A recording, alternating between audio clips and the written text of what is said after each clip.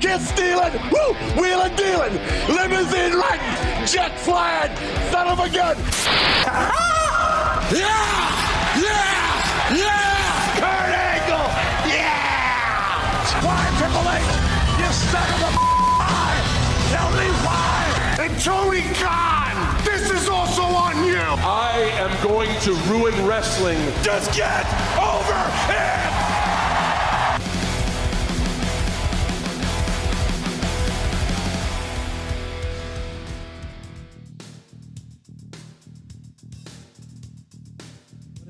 What is up, ladies and gentlemen? It is the WrestleHavoc podcast, episode 3. It is May 11th, Mother's Day, ladies and gentlemen. Hopefully you guys had a great time with all of your mothers, of course. It's Mother's Day. I know I did. Had some great food as well. But, yeah, man, it's May 11th, 2025. Of course, this is episode 3 of the WrestleHavoc podcast. Not so great news that we got today. Breaking news, and unfortunately, this is sad news. We found out this morning, or really, I found out this afternoon, but a lot of people found out this morning, that Sabu, ECW legend Sabu, has passed away at the age of 60. And this shocked the whole wrestling world, considering Sabu had his last match only a couple of weeks ago. He was still wrestling, even at age 60. He was doing a couple of indie dates.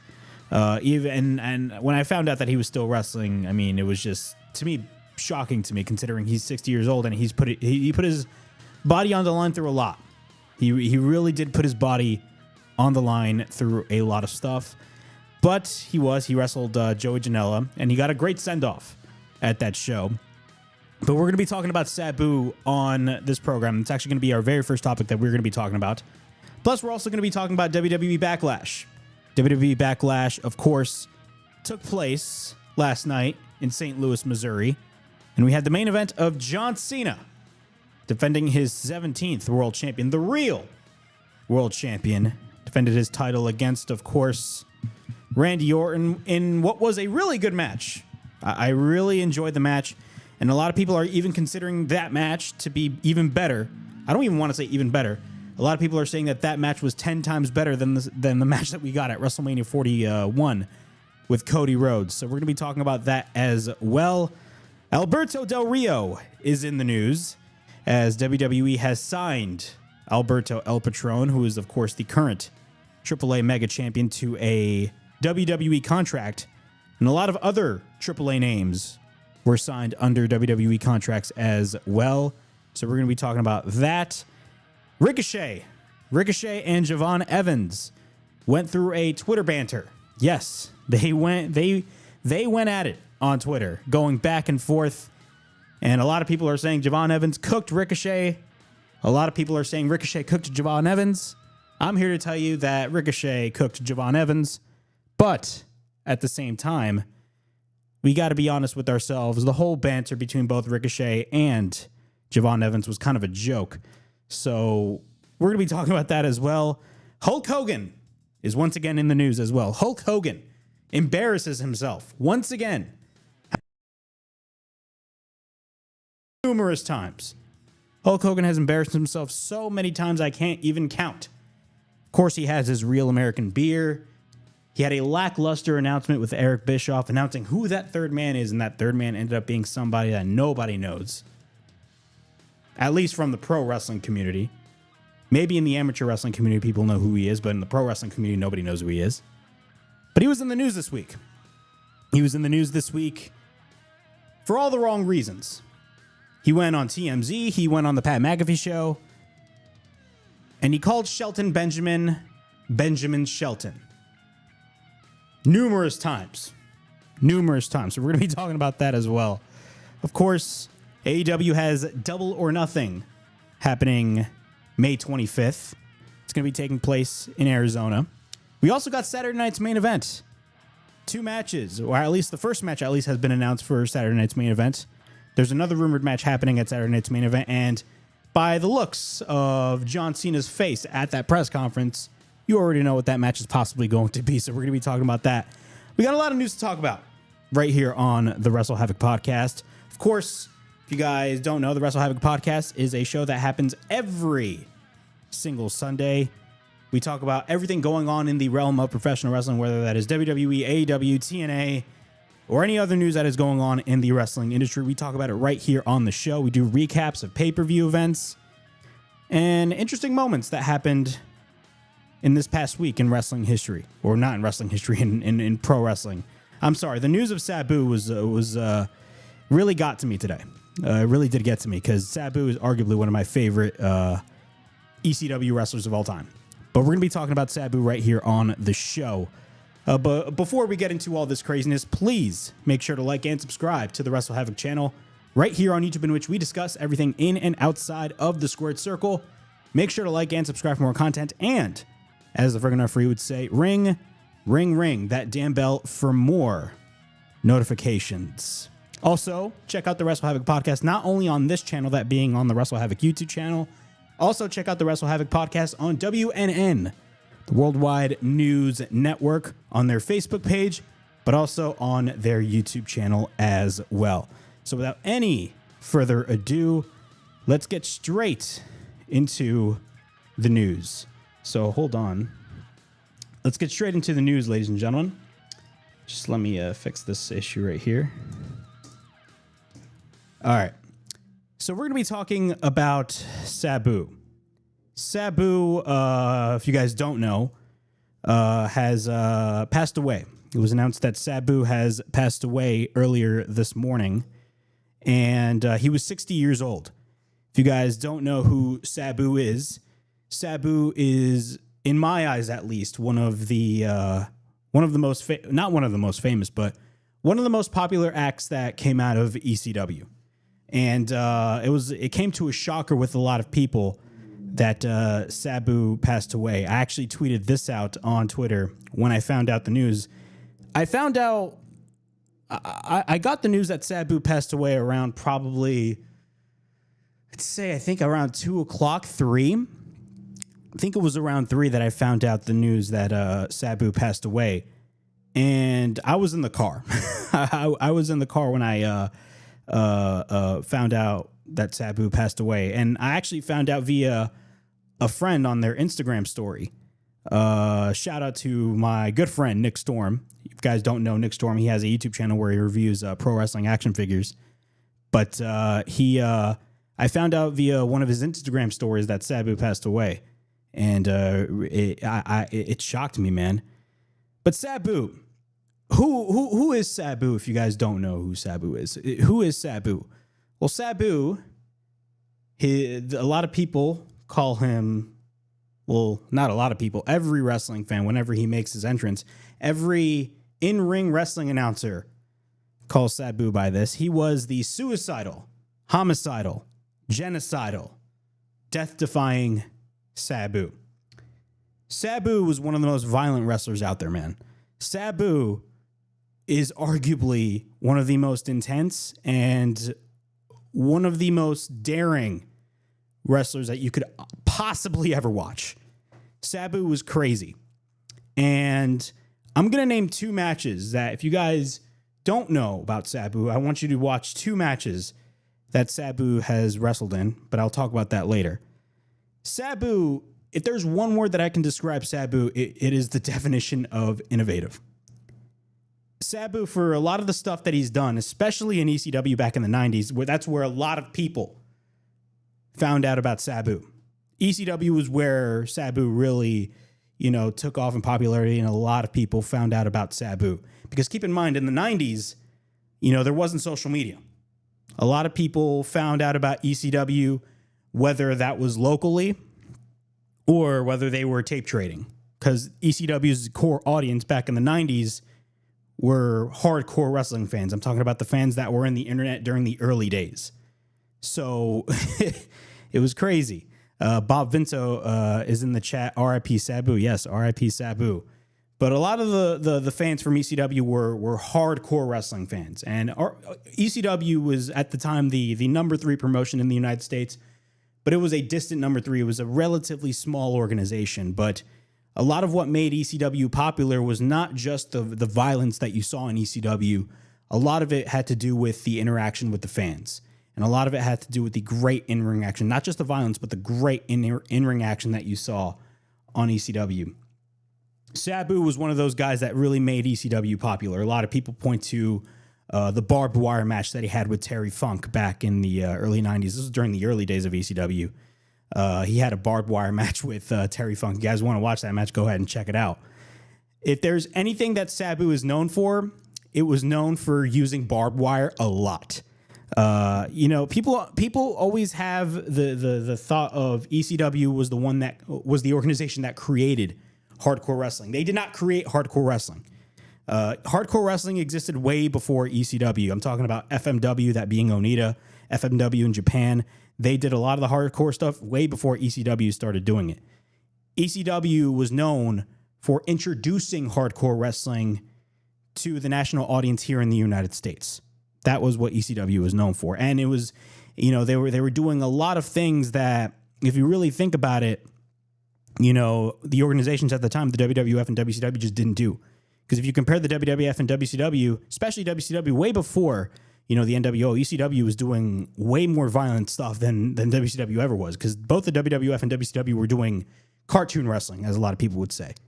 And ECW gravitated towards human emotion. If you guys really want to grasp the history of ECW, there's two documentaries that I really want you guys to watch if you guys ever get a chance. One of them is on Peacock. It's called The Rise and Fall of ECW.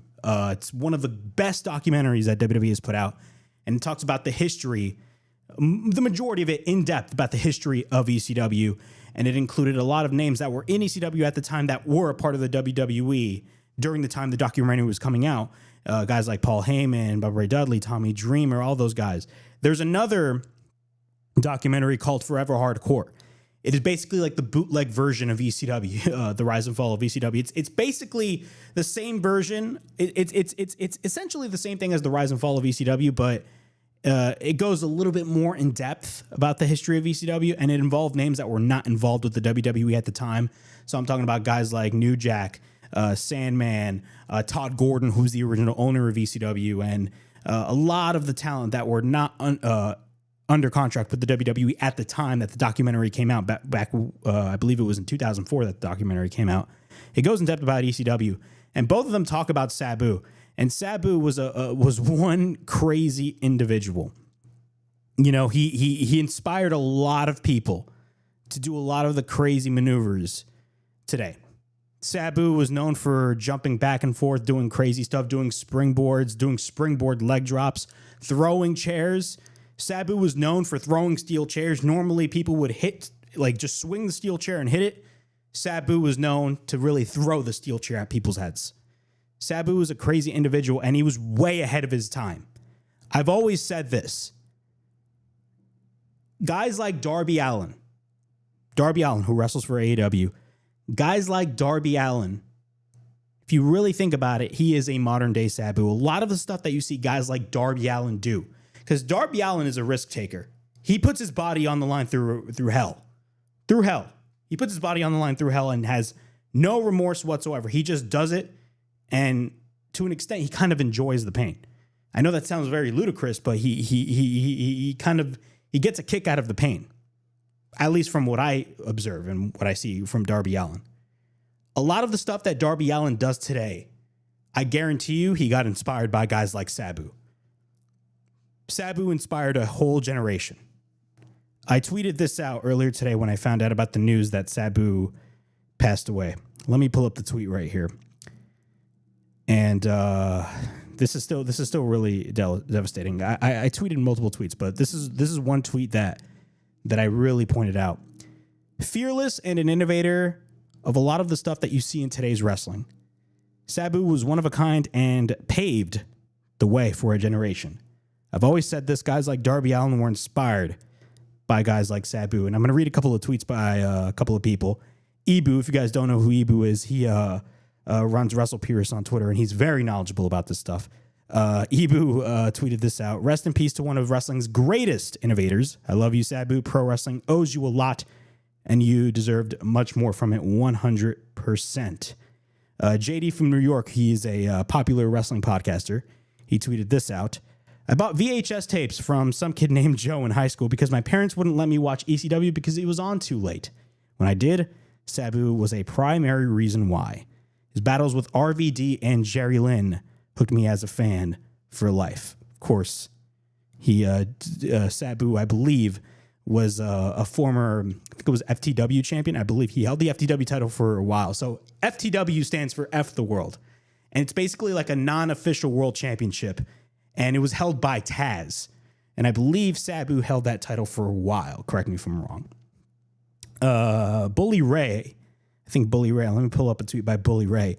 Bully Ray also tweeted on Twitter, a brotherhood and bond that very few in our business will ever understand. And tomorrow on Busted Open Radio, we will pay respect to one of our own. Rest in peace, Sabu, and thank you for being the pioneer and the originator of getting the tables. Hardcore wrestling, whatever you want to think about hardcore wrestling does have its audience. You know, if you don't like extreme wrestling or as a lot of people call it, garbage wrestling, which I don't think it's garbage wrestling, you know, or deathmatch wrestling or any bit of that. I love watching deathmatch wrestling. I know it's not a thing for a lot of people. I've gone to multiple shows where they had death matches. Sabu, a lot of the stuff that you see in today's wrestling in terms of the underground, in terms of a lot of the death matches, in terms of a lot of the violent stuff, and even the stuff you see on WWE and AEW when it comes to like barbed wire and stuff, because sometimes they can push it to the limit, especially AEW. They tend to push it to the limit a little bit too much. A lot of the stuff you see today, again, was inspired by Sabu. Sabu was basically the originator of all of the things that you see in terms of violent natures and in terms of violent acts on pro wrestling programming. If there's any two matches that I really want you guys to go ahead and watch, and when it comes to Sabu, there's two matches that come to mind when I think about Sabu. Number one, the first match that I want to mention is TNA Turning Point 2005. Now, there are numerous matches that got me hooked into TNA when I was younger. Number one was Triple X versus America's Most Wanted. Of course, Triple X is Christopher Daniels and Elix Skipper versus AMW, America's Most Wanted, in the six-side steel match. Of course, everybody talks about the three-way match, AJ Styles versus Christopher Daniels versus Samoa Joe at Unbreakable 2005. But this is not the main match for me, but one of the matches that really got me hooked into TNA was involving Sabu, because Sabu did have a brief run in TNA. And this is actually one of the most popular matches in TNA's entire 20-plus year history. It's Sabu versus the Monster Abyss. Abyss. Sabu versus the Monster Abyss. Barbed Wire Massacre. If you guys don't know what Barbed Wire Massacre is, basically, it's a normal match. But instead of having ropes on the ring, the ropes are replaced with barbed wire. So the entire ring is surrounded by barbed wire. And you win via pinfall or submission. Mostly pinfall. But that match was pure violence. And it shocked a lot of people. So if you guys haven't got the chance to check out Sabu versus Abyss, TNA Turning Point 2005 Barbed Wire Massacre, I urge you guys to go check it out. The second match only happened a couple months later, and this happened back in 2006. So in 2006, Sabu left TNA, and he went to work for the WWE.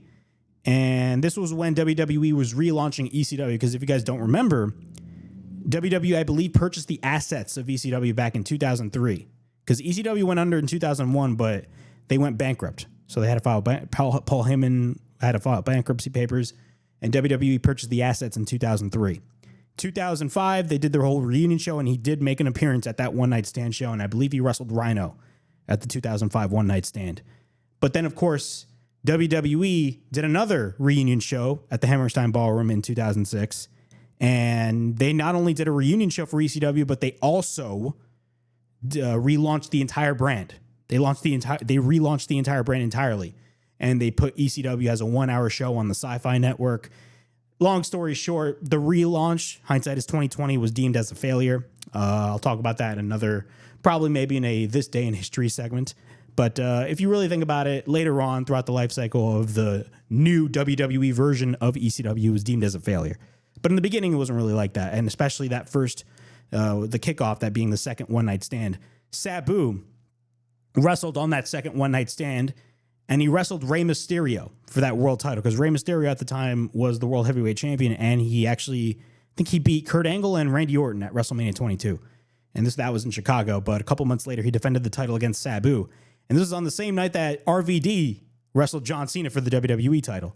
Imagine if Sabu and RVD both walked out as world champions at that ECW show. It would have been glorious. But only RVD walked out as champion. But long story short, the reason why I urge you guys to check out Rey Mysterio versus Sabu at ECW One Night Stand is because of the fact that it's known for one spot that ended the whole match. And that was basically, there was a table set up in between the barricade and the ring apron. And keep in mind, they're in the Hammerstein Ballroom, which is a relatively intimate and a small venue. And the table was set up on top of the barricade and on top of the ring apron. So it was basically like balanced. Rey Mysterio was on top of that table. Sabu, being the crazy guy that he is, he would always set up chairs and always run over the chairs and then go over the ring. He went on top of the ring and he did a springboard and he hit a DDT on Rey Mysterio by hitting the springboard on the outside through that table, and it ended the whole match. Both men were knocked out and the whole match ended. It's a very good match. There was also another spot in that match where both had chairs and both hit each other with the chairs and then threw the chairs at each other. Again, it was a very well done match, and it's remembered a lot by a lot of people. But Sabu, man, passing away, again, it came to a lot of shock to a lot of people because, again, Sabu wrestled his last match. It was only a couple weeks ago, WrestleMania weekend. I believe it was at a GCW show. I believe he wrestled Joey Janela. Correct me if I'm wrong. But he wrestled Joey Janela. And I remember when I found out that Sabu was like still wrestling, like he would still do those crazy matches sometimes. Like if you guys saw Sabu, he has a bunch of scars all over his chest. If you see the photo that I put up right here on the graphic, if you guys do a little bit of close up, Sabu has a bunch of scars on his chest and on his stomach. That is because of all the brutal things that he put his body through. Again, Sabu was a guy that put his body on the line, and it didn't matter. He put his body on the line through thick and thin, and didn't care. He had no remorse. He put his body through hell. But Sabu wrestled his last match. I believe it was against Joey Janela, and it was only a couple months ago. And it was a farewell match. It was his last match. It was his last match, and he was 60 years old. And only a couple of weeks later, he passed away. Now, we still do not know the details as to how he passed away. But again, it came to a lot of shock to a lot of people, especially a lot of people that are friends with Sabu that came through ECW. I'm talking about the Bully Rays, the Tommy Dreamers, the Sandmans, all those guys. It sucks to lose a legend. The Ravens of the world, of course. It really does suck to lose a legend, and he will 100% be missed. I'm definitely going to miss him. It just sucks, man. You know, I've always said this whenever a wrestler passed away, and I said this when Jay Briscoe passed away, because Jay Briscoe passed away 2 years ago, and that was a shock to a lot of people, because like Jay Briscoe was like an active wrestler, and I actually had the privilege of watching both Jay and Mark, the Briscoe brothers, wrestle live at a GCW show, and they were fantastic. When Jay Briscoe passed away, I said this on my show: tomorrow is not guaranteed. Tomorrow is not guaranteed. You know, tomorrow, a lot of people say we're going to do this and that tomorrow, but then before you know it, you don't wake up the next day. There's no tomorrow. Treat every day like it's your last day, because you do not know when your time is up. You don't know when your time is up. So my thoughts and prayers go out to Sabu and his family. They must be going through a tough time. We lost a big one. We lost a big one today, and he will 100% be missed. He will deeply be missed. Sabu, we love you. Rest in peace. And yeah, goodbye. Moving on to continuing on with the show. We're going to be talking about Backlash. Backlash, of course, took place last night in St. Louis, Missouri. And overall, it was a very good show. I enjoyed the show for what it was. Of course, WWE a lot of people were angry about that ending at WrestleMania 41 with, of course, John Cena beating Cody Rhodes for the undisputed title. But they were not pissed about that. They were not mad that John Cena won number 17. They were not angry that John Cena won his 17th World Championship. They were angry about the way he won.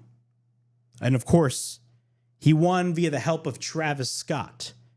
Oh, but it made sense. Travis Scott was he was there when he turned heel. Well, the biggest problem with that was the fact that The Rock was not there. So a lot of people were upset about that. And now a lot of people are viewing John Cena's heel run so far as kind of disappointing. And personally, if you think that way, I have no problem with it. I'm still going to give it a chance. From what we saw last night, I thought what we saw last night was great. But we're going to be talking about John Cena versus Randy Orton. But overall, what were my thoughts on Backlash, man? Backlash overall was not a bad show. Is it going to be vastly remembered as one of the best WWE pay-per-views of all time? No. But it was a pay-per-view that got the job done. It was a B pay-per-view. It was a B-level pay-per-view, and it only had 5 matches on the card.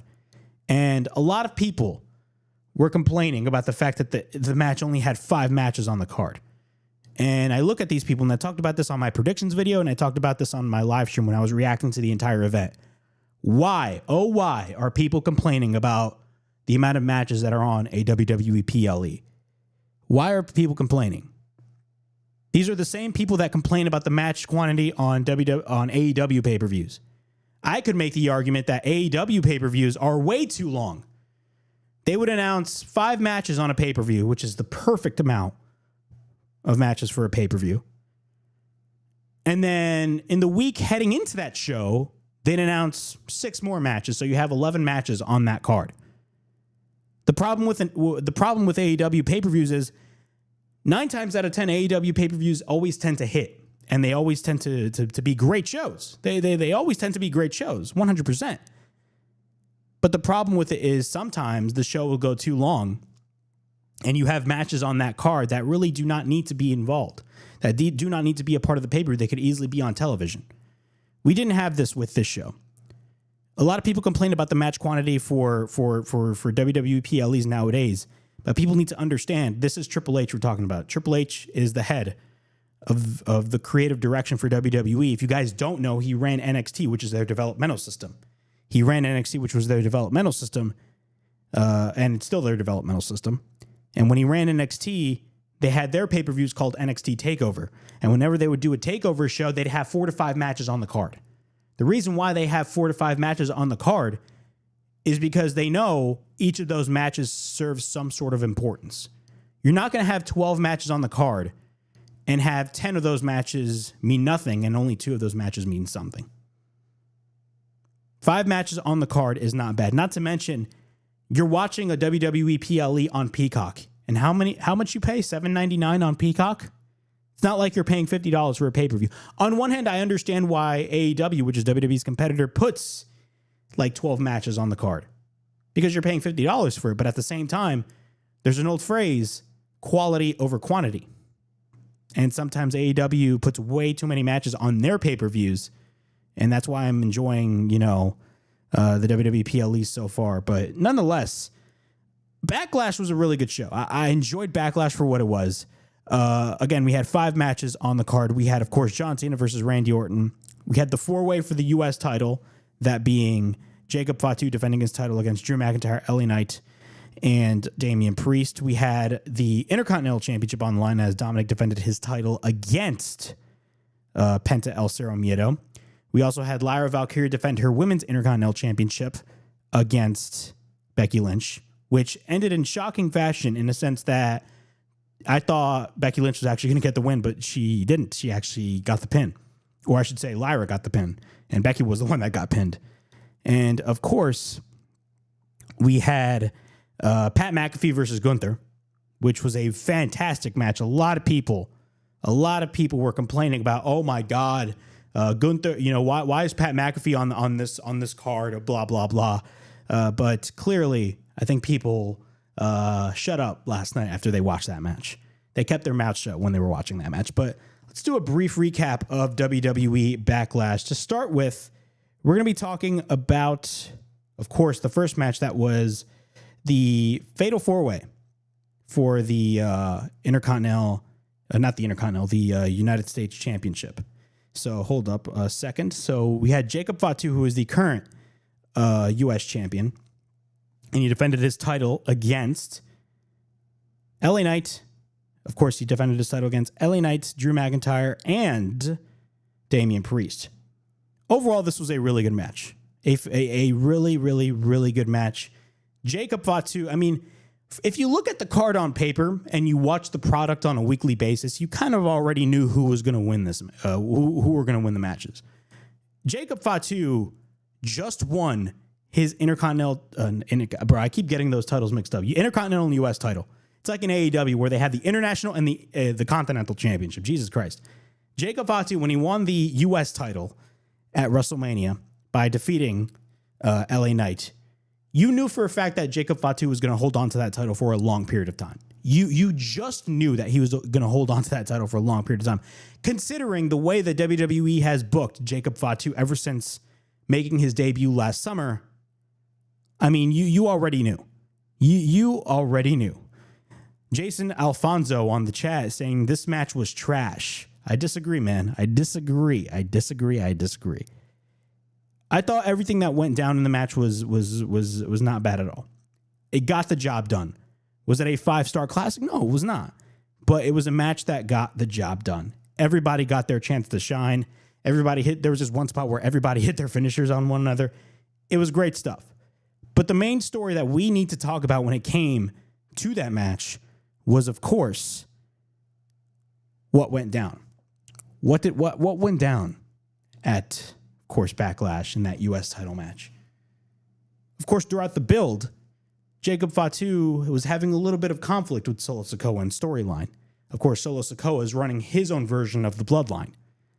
Jacob Fatu wants to do things on his own, but Solo Sikoa insists. So Jacob Fatu was coming in, guns blazing, and he came in. And who came out? Jeff Cobb. If you guys don't know, Jeff Cobb was a wrestler for New Japan Pro Wrestling. He wrestled in New Japan. He wrestled a couple of matches for AEW as well. He wasn't signed by AEW, but he wrestled a couple of matches as a New Japan wrestler over in AEW. So Jeff Cobb came out and basically, essentially took out all of the guys that were in the match and only left Solo there. And he's like, hey, get the job done. And Solo got the job done, hit his finisher, and boom.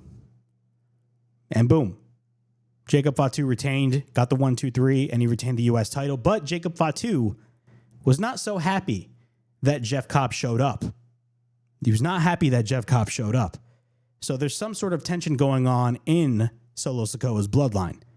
Overall thoughts on this. Jeff Cobb, number one. Jeff Cobb is fantastic. If you guys haven't seen Jeff Cobb, he's not your average big guy, but he's definitely a guy that you definitely want to check out. I think WWE will present Jeff Cobb really well. But not only that, Jeff Cobb is a part of Solo Sikoa's bloodline from what it looks like. He is going to be part of his bloodline. But the one thing I will say about Jacob Fatu is, from what it looks like, they're booking Jacob Fatu as a heel. Jacob Fatu currently, as of right now, is a heel. But there's no doubt about it. Eventually, Jacob Fatu is going to be a mega babyface. I don't care what anybody says, because ever since Jacob Fatu came into the picture, he was essentially the enforcer for Solo Sikoa's bloodline. And if you know about the term enforcer, Solo Sikoa was the enforcer for Roman Reigns' bloodline. And remember when Solo Sikoa came in, everybody was like, oh my God, Solo Sikoa is going to take over Roman Reigns' place, blah, blah, blah.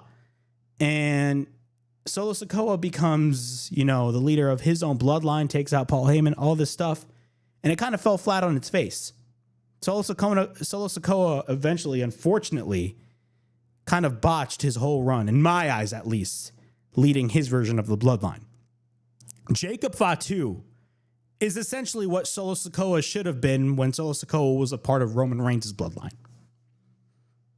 Jacob Fatu is the pure definition of an enforcer, but an enforcer that will eventually break out as a single star.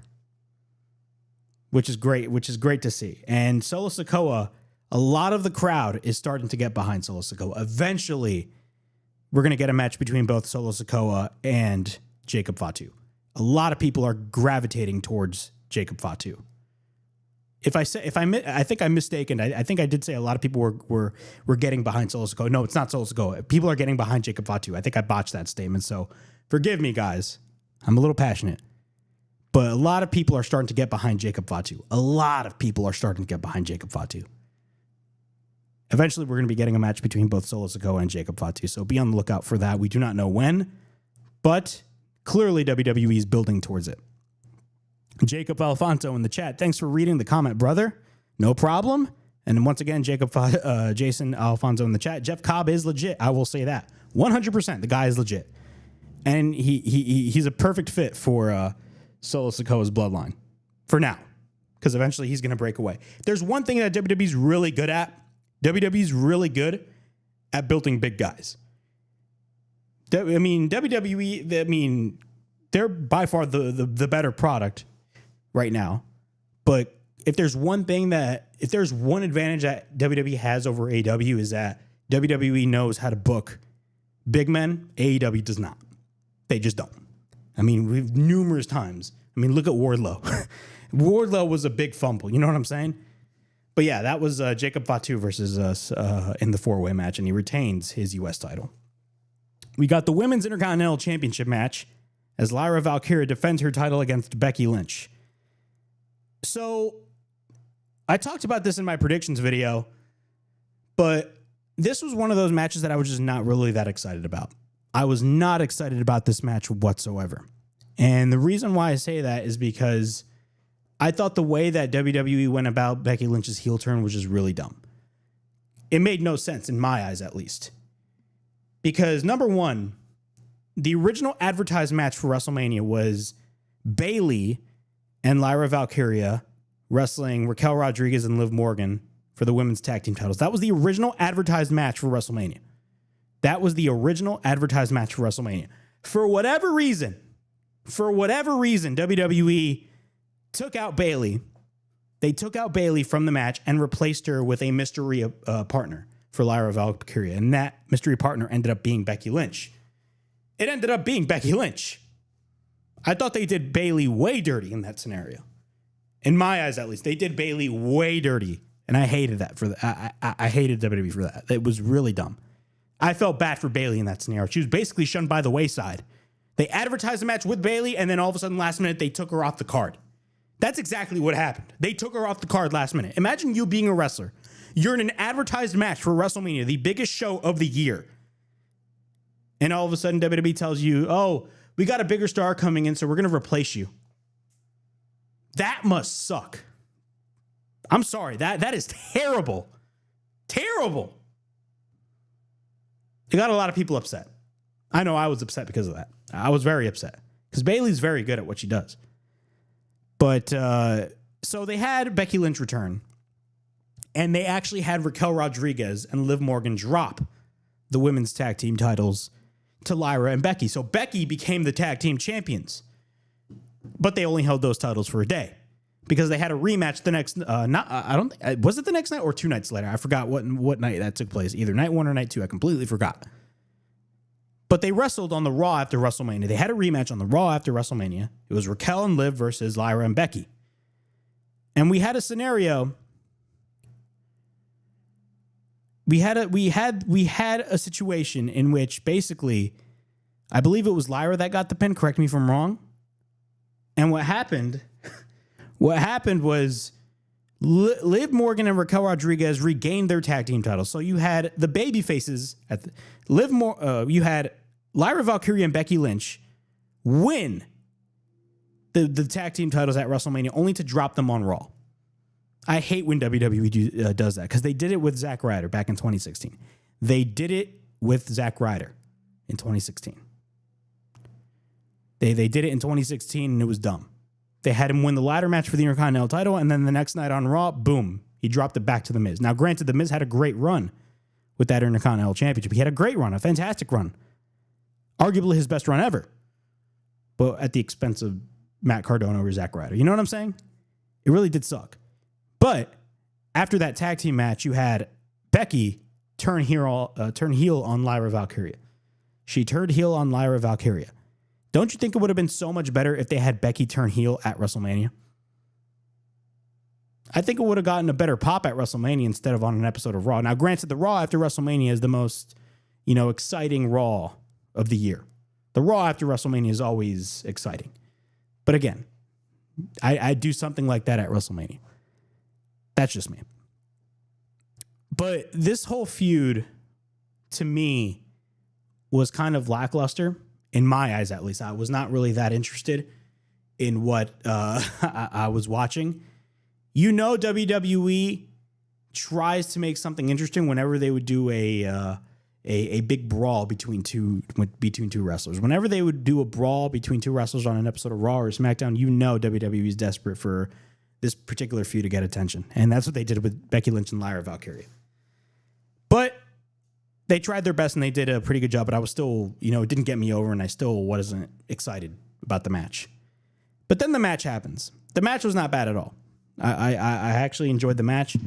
I was shocked that WWE actually had Lyra Valkyria retain her title. I was shocked because I stated in my prediction stream that, number one, WWE is they are utilizing the Women's Intercontinental Championship and they're treating it like garbage. Because remember, they introduced a Women's United States Championship and a Women's Intercontinental Championship. They had tournaments for those respective titles on both Raw and SmackDown. And WWE, since Lyra Valkyria has won the Women's Intercontinental title, she hasn't done anything with that title. I am sorry. The Women's Intercontinental Championship is in the same boat as the Women's U.S. title and the Women's Tag titles. Though all three of those titles are, to me, are just props. They're just props. They're just belts. They're just there. They're not championships. Why do I say that? It's because of the fact that WWE just doesn't do anything with those titles. And I said this in my prediction stream. If you really want to make that title mean something, number one, you need to put it on somebody credible. And that's no disrespect towards Lyra Valkyria. Lyra Valkyria did what she had to do with that title. It's not her fault. It's the booking's fault. It's creative's fault. They're the ones that really had no plans and no real follow-up. It's their fault. It's not Lyra's fault. But they need to have somebody credible hold on to the title. Not to mention they need to have a good story for that title. They need to have a good storyline for that championship.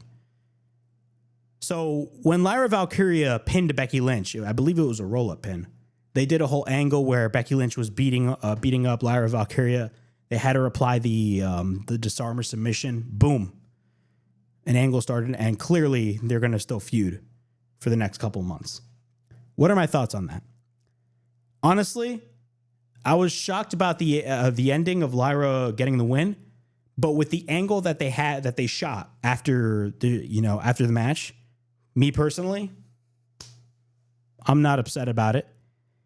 Because if you have a storyline that tries to grab people, it will 100% make the Women's Intercontinental title at least mean something a little bit more than it already is.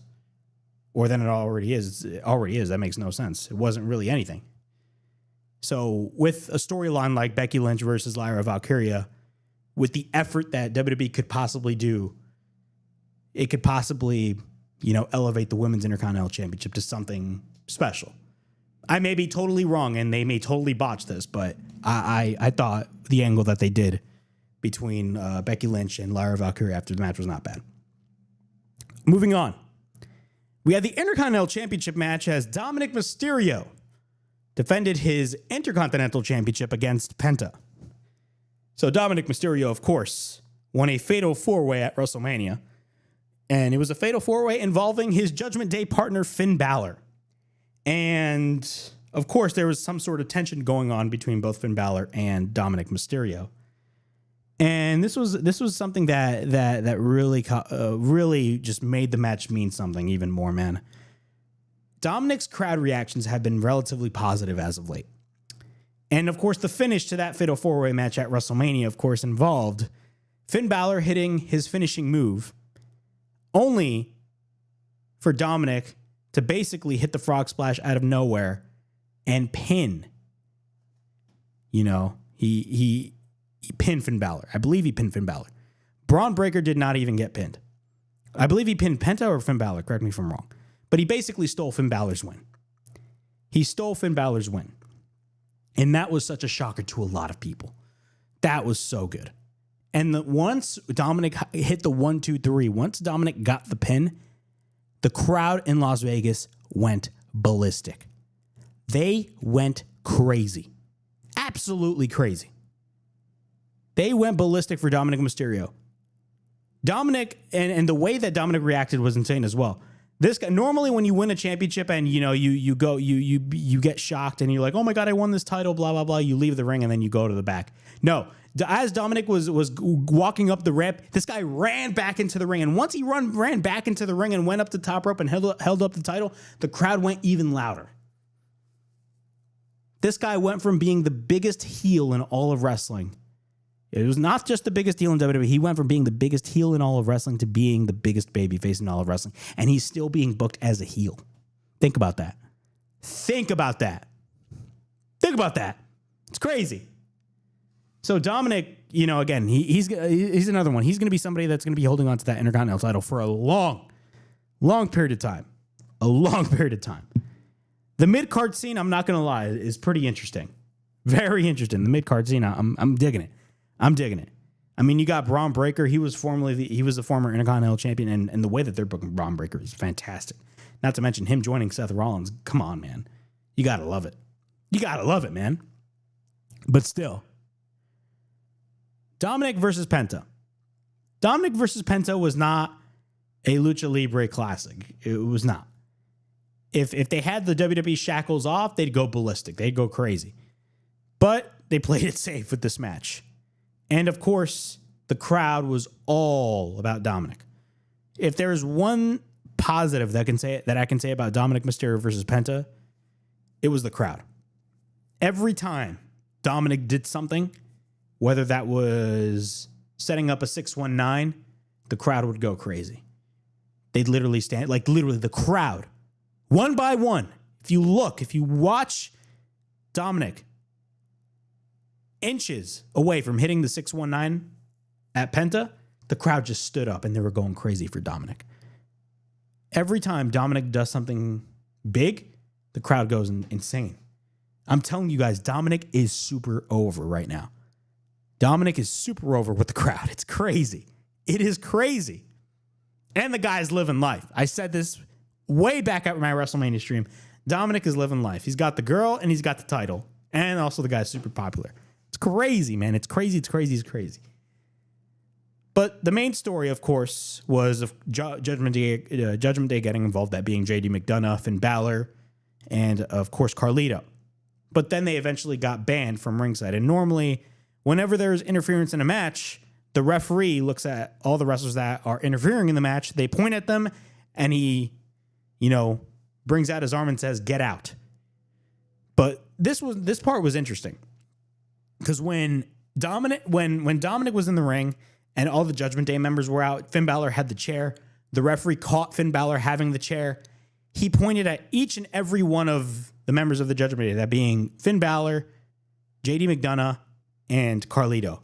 He pointed at them one by one, and the crowd was going, "You, you, you." And then as soon as the referee said "get out," the crowd screamed "get out" with the referee. It was crazy. It was crazy. I know. It was crazy.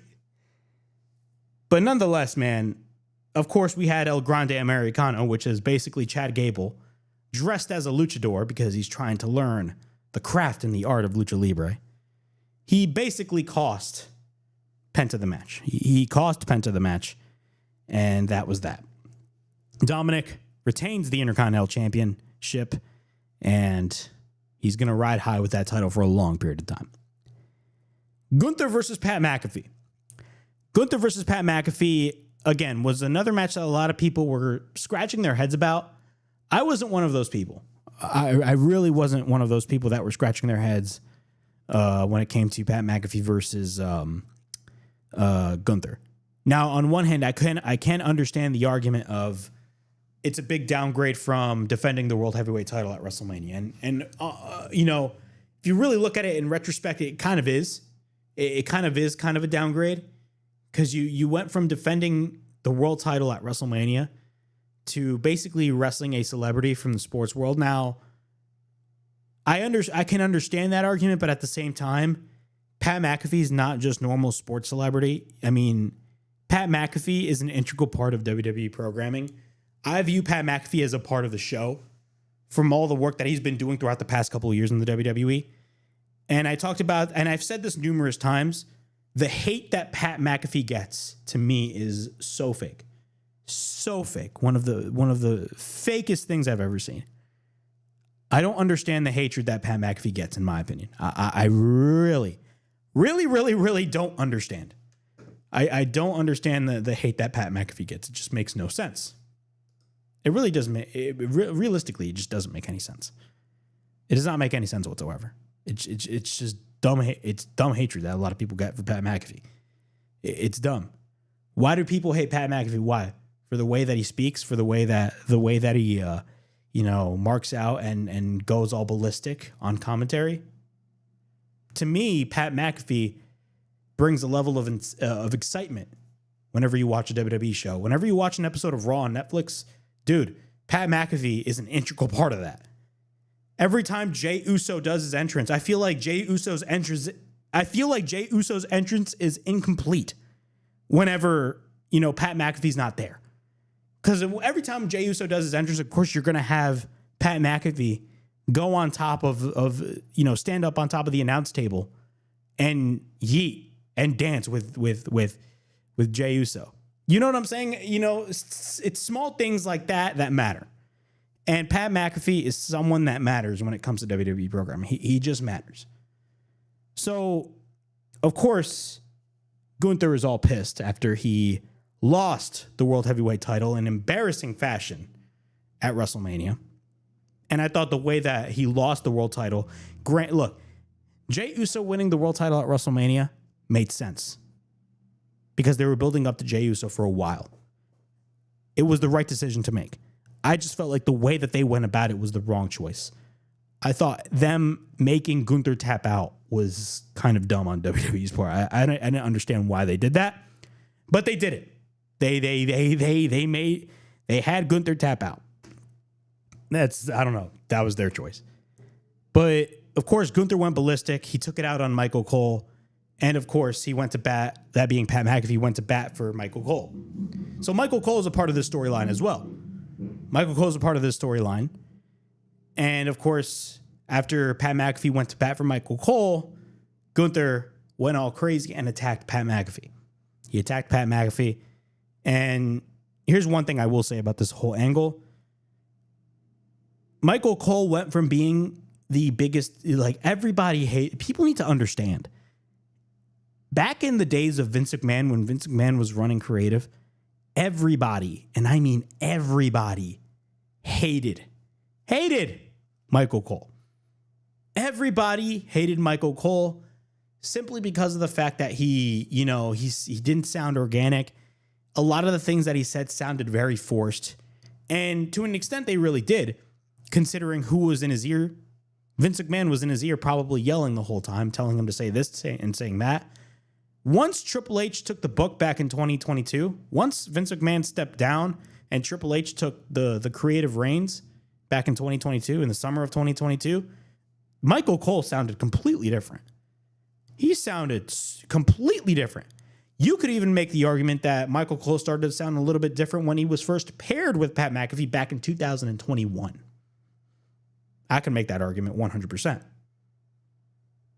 But Pat McAfee, it's not just Triple H. Pat McAfee being in the booth with Michael Cole makes Michael Cole 10 times better than he already was. 100%. Michael Cole, man, is now beloved by a lot of people. And a lot of that has to do not just with Triple H, a lot of that has to do with Pat McAfee. And to an extent, a lot of that has to do with Michael Cole as well. Because when Vince McMahon was running the WWE, a lot of the stuff that Michael Cole said, I guarantee you Michael Cole didn't want to say. Because again, he was saying what Vince McMahon was telling him to say. With Triple H, yeah, he's going to tell you to say this and that. But Triple H lets the talent be talent. And he lets, the commentators be them. And I think in this case, he lets Michael Cole be Michael Cole. And now people look at Michael Cole, and Michael Cole is like literally one of the most beloved figures in WWE nowadays. That wasn't always the case. People need to remember that. That wasn't always the case. But I'm very happy that Michael Cole is getting a lot of praise, because keep in mind, Michael Cole has worked in the WWE for well over 20 years. I think a little over 30 years. Correct me if I'm wrong. But well over 20 years. Well over 20 years, man. Michael Cole being involved in this was great. The match itself between Pat McAfee and Gunther was phenomenal as well. Everybody knew what Pat McAfee was capable of. He had a couple matches in the ring back in NXT, and of course on the main roster a couple of years prior. Everybody knew what Pat McAfee was capable of. Not to mention Pat McAfee is a fan, so he's going to know what to do. But if you really think about it, Gunther carried Pat McAfee. A lot of the things that makes Gunther great is not just his in-ring ability and his presence or his promo ability. His promo ability is fantastic.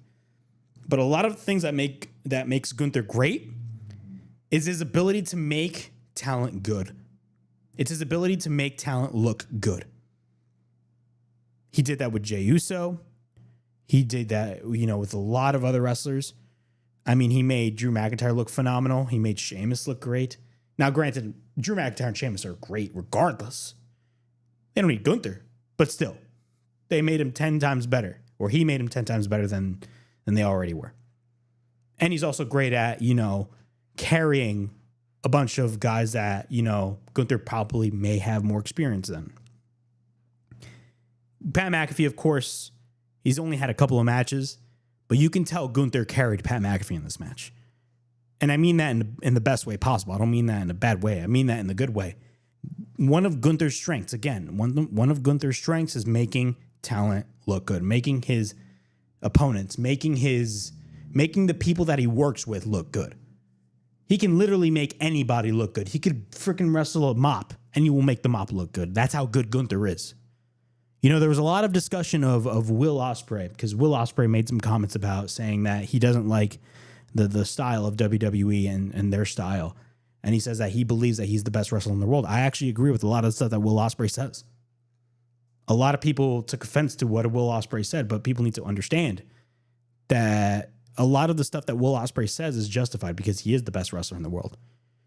But if you disagree with Will Ospreay, that is okay too. If you disagree with Will Ospreay and you think Gunther is by far the best in-ring wrestler in the world, I do not blame you either, because he clearly is. Gunther is phenomenal. I mean, Will Ospreay and Gunther are polar opposites. Will Ospreay does a lot of the high spots. He does a lot of the flips. He does a lot of the dives. Gunther is more of a grounded wrestler. He focuses a lot on chops and pain. He's very much like a rough type of wrestler. He's down. He's grounded. That's how good Gunther is. But Gunther looked phenomenal in this match. Pat McAfee, of course, hit him with a couple of chops. Gunther hit him with a couple of chops. The involvement of Michael Cole was great as well. It was phenomenal. I loved the involvement of Michael Cole. The involvement of Michael Cole, again, sparked and really made the storyline great. Michael Cole being involved in this, made the storyline worth watching.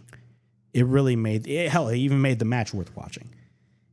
So he got involved, but eventually Gunther ended up getting the win. And after the match was concluded, of course, Gunther essentially shook the hand. Well, not shook the hand, but gave his respects to Pat McAfee. So overall, this was a really good match and a really fun match to watch. A really, really, really fun match to watch.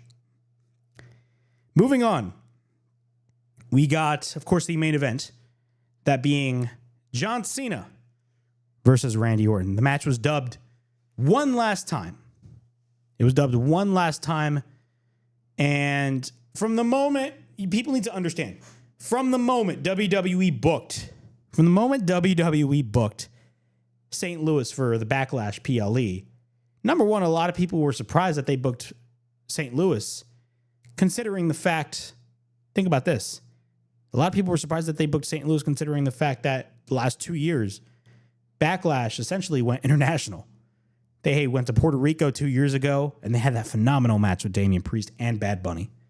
And, of course, they went to France last year, and the crowd in France was unlike anything I have ever seen. International crowds are the best. Not to mention, the United States, a lot of the fans in the U.S. are actually looking at the crowds internationally, and they're like, you know what? You think you guys can do that? We're going to do that. We're going to sing a lot of wrestler songs, and a lot of people be singing Randy Orton's theme song whenever he comes out. But yeah, so we had John Cena versus Randy Orton. When they announced this match, when they announced Backlash was going to be in St. Louis, you already knew that they were going to do Randy Orton versus John Cena. Because, of course, St. Louis is Randy Orton's hometown. What are my thoughts on this match? Number one, right off the bat, this match was 10 times better than Cody Rhodes versus John Cena. Now, I was one of those people that actually thought John Cena versus Cody Rhodes was not a bad match. It was not a bad match because I already knew what John Cena was capable of. I mean, John Cena's getting up there in age. You know what I'm saying? He was getting up there in age. What did you guys expect? But after, The Rock came on the Pat McAfee show and spewed the beans explaining why he wasn't there, it started to change my perception of the match a little bit. Again, could the match have been a little bit differently? Yeah, 100%. But is Cody Rhodes versus John Cena considered one of the best WrestleManias or the worst WrestleMania matches of all time? It was not a bad match, but at the same time, it's not, I'm not going to consider it as one of the best matches. If anything, if you really think about it, if you thought that match was a letdown, that's your opinion. I'm not going to dispute against it because I totally understand your argument. But this match was definitely better than Cody Rhodes versus John Cena at WrestleMania. Not to mention, this match was all over the place in terms of the overbookedness. This match was way overbooked. They did a lot of stuff in this match. They did shenanigans left and right. Another one of the highlights about this match were the RKOs. Of course, the RKO is Randy Orton's finishing move. Every time when Randy Orton does an RKO, whenever he hits an RKO, it always gets a pop from the audience. But man, the amount of RKOs that Randy Orton hit, and this is before he hit, that he hit that RKO compilation on all those producers. I mean, the amount of RKOs that this guy hit, were legitimately out of nowhere. But Randy Orton hit a bunch of RKOs, man. And of course, that spot where he went ballistic and RKO'd literally everybody in sight. That was fantastic stuff. That was great stuff. Now, I will say, when I was reacting to this match, and you can see my reaction on the stream, it's up on my channel. The funny thing about it is, in the beginning stages of the match, it started off a little slow. The match realistically started a little bit slow. But once the action spewed all the way to the outside, and then the announce table spots started to happen, and then, all the shenanigans started, that's when it started to catch my attention. That's when it really realistically started to catch my attention. And that's when really I started getting invested in this match. But the big story about this match was how John Cena retained his title. Now, I feel like wrestling fans should have known by this point. It's wrestling. Shenanigans always happen. It's wrestling 101. You kind of knew coming into this match that John Cena was eventually going to retain either by cheating or by getting assistance by somebody. Whether that assistance was maybe even Travis Scott once again. I don't know how well that would go over with a lot of the audience, but you never know. A lot of people expected a return of Cody Rhodes. A lot of people expected that on this show, but we didn't get a return of Cody Rhodes. But hey, they're waiting it out. And I talked about this last night on my stream. There is a rumored tag team match that is not set to take place, but there is a rumored tag team match that could possibly happen. And it's involving Cody Rhodes and Bad Bunny teaming up to take on John Cena and Travis Scott. That is a big deal in terms of, marketability and in terms of, name recognition. A lot of people, WWE wants to bring in that casual audience. You bring in Bad Bunny and you bring in Travis Scott. But that is the rumored tag team match that could possibly happen later this year. It's like the WWE version of WCW Bash at the Beach 1998. If you guys don't remember, Bash at the Beach 1998 had Hulk Hogan team up with Dennis Rodman. Of course, Dennis Rodman played in the Chicago Bulls, and he was a part of the NWO. And they wrestled Diamond Dallas Page and Karl Malone. So that, it's the parallels are there. But that's the rumored match. But we didn't get a Cody Rhodes return on this match. But again, the way John Cena won or retained his title was very funny. So, of course, what happened was the referee got knocked down like 3 times. There was 2 referees. The first referee got knocked down twice. And then the next referee that came in got knocked out again. And once that referee was knocked out, of course, what happened? What the hell happened? R-Truth comes in. R-Truth comes in. And if you guys don't know who R-Truth is, I mean, you guys should know. R-Truth, his character nowadays, is a guy that is just acting dumb. He's like stupid. Like he enters himself in these situations and it's like the polar opposite of what he thinks that situation is. That's how R-Truth is. And R-Truth always said that, oh yeah, I was always John Cena's best friend. You know? Yeah, my bad. So he comes in and he's like, he tries to help John Cena. But eventually what happens is that I believe he gets RKO'd by Randy Orton. Only for John Cena to take the advantage, hit him with the low blow, and then grab the title, and then hit Randy Orton with the title. And I believe he hit the AA, and boom, gets the 1, 2, 3. I'm just saying, naming this off the top of my head. I didn't write notes. But essentially, R-Truth cost, think about this, essentially R-Truth cost Randy Orton the match. He cost Randy Orton the match. That's exactly what happened. And what happened after that? John Cena wins the title, or retains the title. He grabs the microphone and just goes on a rant and says there is no competition whatsoever. Now, once he spoke on the microphone and he said that there was no competition whatsoever, I'm going to be honest, I thought we were going to get a return of Cody Rhodes. Because we haven't seen Cody Rhodes since WrestleMania. We haven't seen Cody Rhodes return since WrestleMania. So I thought Cody Rhodes was going to come out, but the show ended. But then, what happened? More stuff happened. At the press conference. It's like everything has to happen at a press conference. Ever since Brawl Out, when CM Punk went ballistic at that press conference back in 2022. You guys remember that? Remember when he went ballistic right next to Tony Khan and he berated the entire media? I remember that week like it was yesterday. But John Cena, of course, went to the press conference and he wanted to be respectful because the last time he answered everybody's questions, the response that he gave was, that sounds like a clickbait question. Next question. So he wanted to be respectful this time. But the WWE was really smart. WWE was really smart because they only had one reporter from the media ask a question to John Cena. But right before John Cena was about to answer that question, R-Truth literally came in and basically interrupted the whole thing. And what happened? What exactly happened? He says, oh man, I'm your biggest fan, blah, blah, blah. I wanted to help you out there. And I know, I don't believe that the people say that you can't wrestle. And that set John Cena off. And then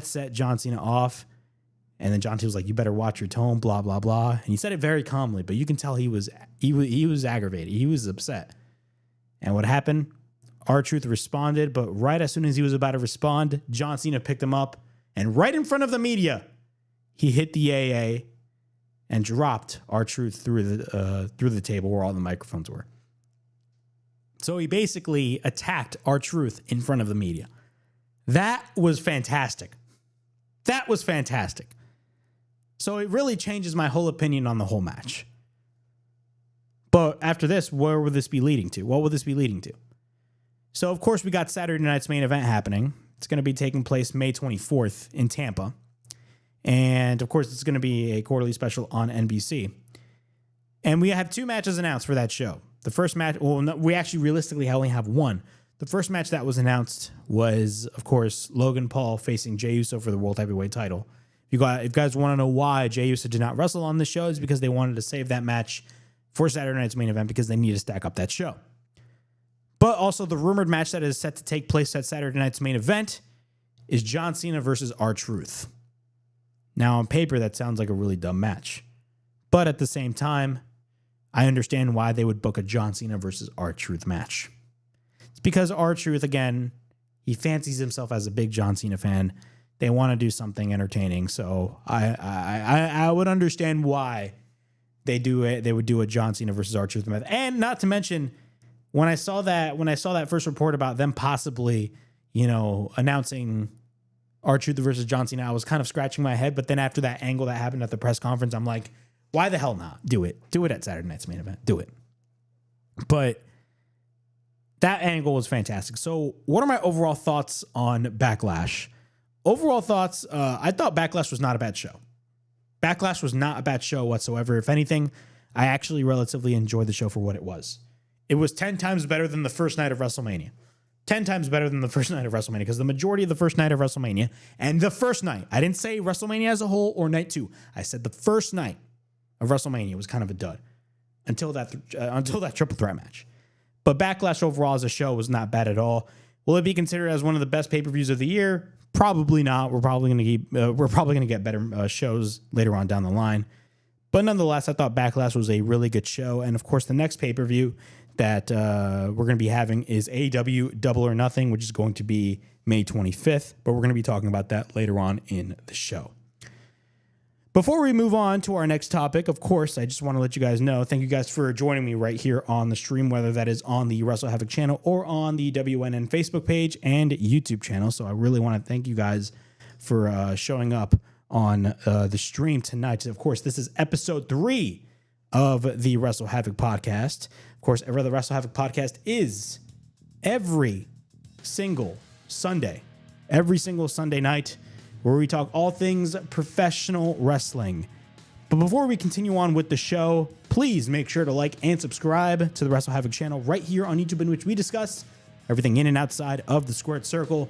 Make sure to like and subscribe for more content. And as the freaking referee would say, ring that damn bell for more notifications. And I got an announcement. Since, of course, Double or Nothing is going to be taking place May 25th. That is on a Sunday. The May 25th edition of the WrestleHavoc podcast, I'm aiming, hopefully, if we get, everything in line, hopefully, I'm contemplating about possibly doing that live stream earlier in the day, considering the pay-per-view is going to be on Sunday night. And normally I do the podcast on Sunday night, so I'm contemplating on possibly doing it earlier in the day or maybe on Saturday. But also Saturday, we have Saturday night's main event. So most likely it's going to be May 25th, but it's probably going to be either in the morning or in the afternoon, because I have to do another stream doing my live reactions for Double or Nothing. So be on the lookout for that. I will give you guys more details in the coming days. But moving on with the WrestleHavoc podcast, we got a lot of things to talk about, man. We're going to be talking about Alberto Del Rio. Yes, Alberto Del Rio is in the news. And a lot of people were shocked about this news, considering WWE tried very hard to distance themselves away from Alberto El Patron or Alberto Del Rio, considering this guy is just a lunatic on all levels. But one of the big stories this week, Alberto Del Rio, or Alberto El Patron, has signed a new contract under the WWE umbrella. Basically, he signed a WWE contract. So, I'm reading this from WrestleZone's website, but Alberto Del Rio has signed with the WWE. Of course, he is the current AAA Mega Champion. Conflicting reports have emerged about Alberto Del Rio's contract status as it relates to WWE's acquisition of AAA.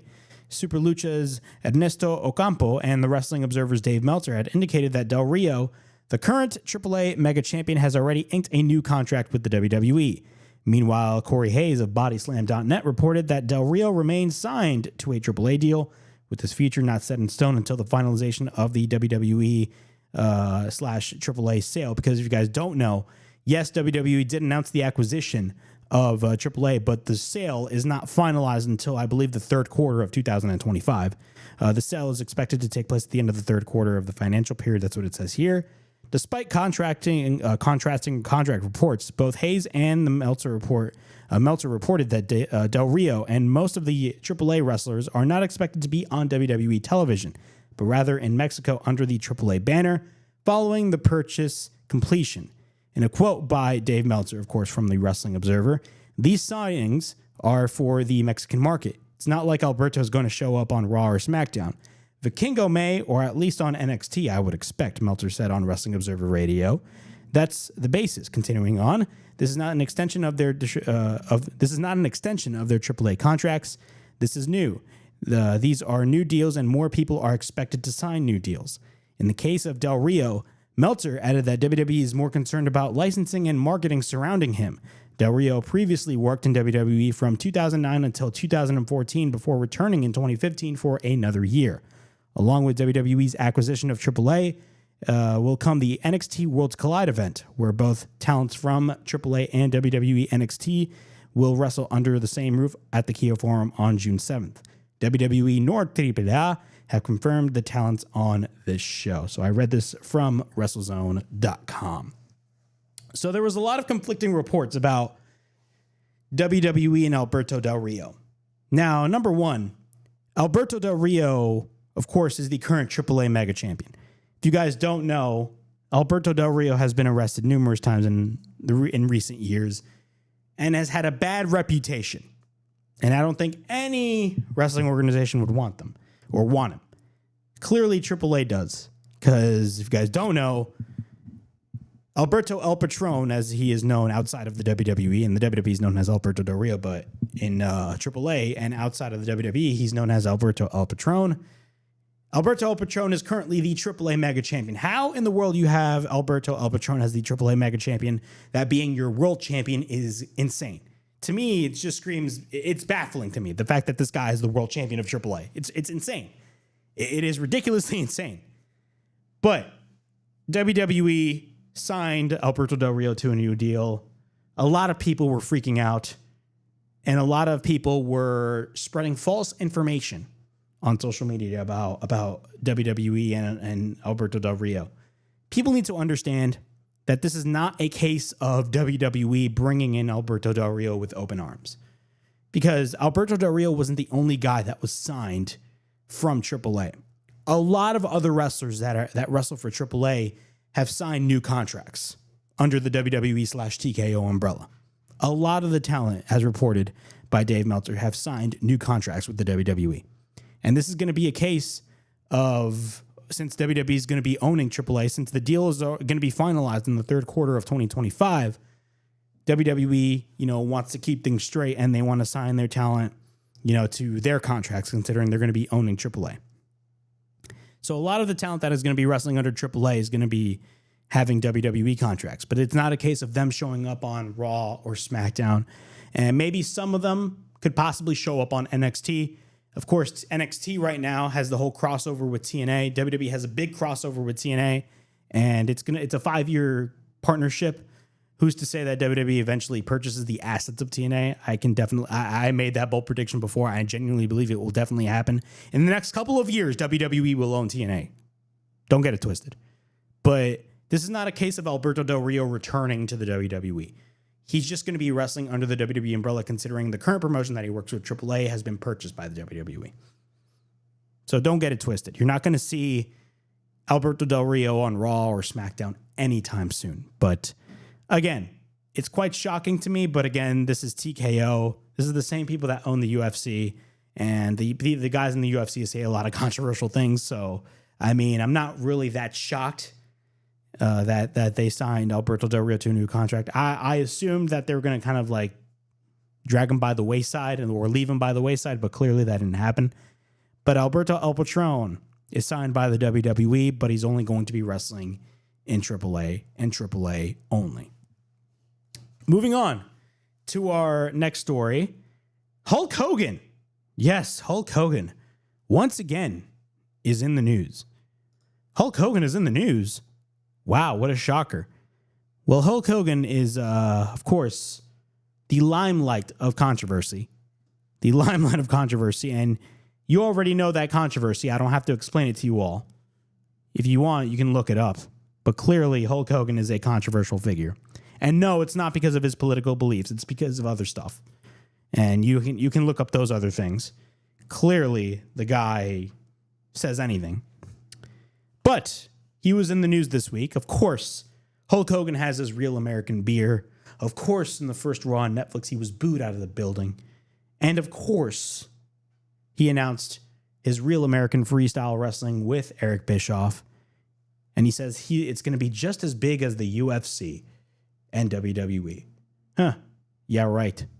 But Hulk Hogan was in the news this week. He was on TMZ and he was on the Pat McAfee show promoting his Real American Freestyle Wrestling organization, of course, the organization that he's going to be starting with Eric Bischoff.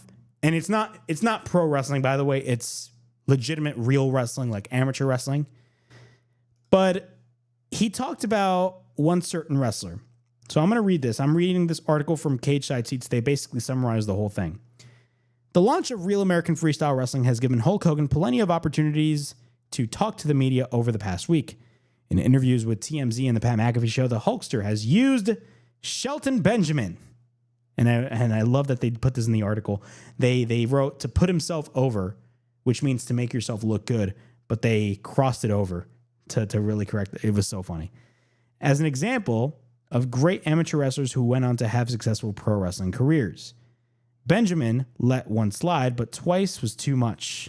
Today, that being May 6th, which today's May 11th, Shelton fired back. So what was the real issue? So Hulk Hogan was talking about wrestlers that crossed over from the amateur world to the pro wrestling world. And he was talking about Shelton Benjamin. There's nothing wrong with that. I mean, he was talking about Shelton Benjamin. Turns out there was one issue, and this was a really big issue. And the issue was that he didn't pronounce Shelton Benjamin. Instead, Hulk Hogan, and this was not one mistake. This was not like a situation where he mispronounced his name once. This was numerous times. This guy repeatedly on both TMZ and the Pat McAfee Show called Shelton Benjamin Shelton. I swear on my mother's life, he said that numerous times. Numerous times. Benjamin Shelton. What? I'm being serious, man. This is the same guy that said that he was going to be a part of Metallica. Like, I'm telling you guys, Hulk Hogan says the most weirdest things. This guy could tell you that he was a part of a lot of world's history. You know, he could tell you that, you know, he was a part of the building of, he could literally say anything. He could literally say anything. He's like, oh yeah, I was slated to, fight Conor McGregor. Like he literally says anything. The most ludicrous statements Hulk Hogan would always say. The guy would always try to make himself look good. The ego on Hulk Hogan is crazy. Like this guy legitimately said that he was slated to be a part of Metallica. I'm being serious. This guy actually said that. But Hulk Hogan said that Shelton Benjamin, or he was talking about Shelton Benjamin, and he called Shelton Benjamin Shelton. So Shelton Benjamin went on Twitter. He went on Twitter, and he heard about what was going on. And he tweeted this out, and I quote, "Message to @Hulk Hogan. You lost me forever with your quote-unquote don't get caught, or as you would like to call it, a quote-unquote apology speech." If you guys don't know what he's talking about, of course, when all the controversy behind the racism came out with Hulk Hogan back in 2015, WWE basically erased Hulk Hogan from history. That was a very real thing that happened. A lot of the controversy involving the racism of Hulk Hogan came out in 2015, and WWE immediately took action and erased every single mention of Hulk Hogan. So then they bring Hulk Hogan back, I think it was 2019? Because they were like, the controversy, kind of dimmed down, blah, blah, blah. They brought Hulk Hogan back. And I believe, correct me if I'm wrong, this was at Crown Jewel, which was a Saudi Arabia show. I believe that was the show. Correct me if I'm wrong. WWE had Hulk Hogan go backstage legitimately and apologize to the whole roster for the things that he said. But here's the catch. A lot of the stuff that he said in that meeting, even though it was dubbed as an apology, realistically, it was not an apology. The apology went from an apology to basically telling the talent, oh, just be careful whenever you say stuff, be careful, you there can be secret cameras everywhere, there can be secret microphones everywhere. Be careful what you say, brother. It basically it went from an apology to essentially a warning of be careful what you can say, be careful what you may get caught in certain scenarios. That was essentially the whole meeting. It wasn't really an apology. It was really a meeting. And a lot of the talent took offense to that. And it was a big story. So continuing on with the quote by Shelton Benjamin. Message to @Hulk Hogan, you lost me forever with your don't get caught, or as you would like to call it, an apology speech. So rather than screw up my name and pretend that we ever had any sort of camaraderie, which we never had. So again, Shelton Benjamin is exposing Hulk Hogan for his lies. Please do me a favor. And then he added a gif of Will Smith at the Oscars when he famously slapped Chris Rock, which sparked a lot of controversy. Showed a gif of Will Smith saying, "Keep my name out your effing mouth." So that is exactly what Shelton Benjamin stated.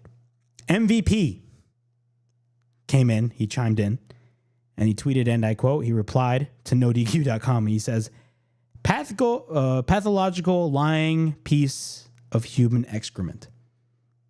So a lot of current wrestling stars do not like Hulk Hogan. What are my thoughts on this? Look, this is not going to be a whole Hulk Hogan hate train. I'm not going to sit here and say, Hulk Hogan is nothing nowadays. Look, without Hulk Hogan, this business wouldn't be where it's at. Without Hulk Hogan, wrestling isn't where it's at. Let's be honest. Wrestling isn't where it is today without Hulk Hogan. That's a very real comment.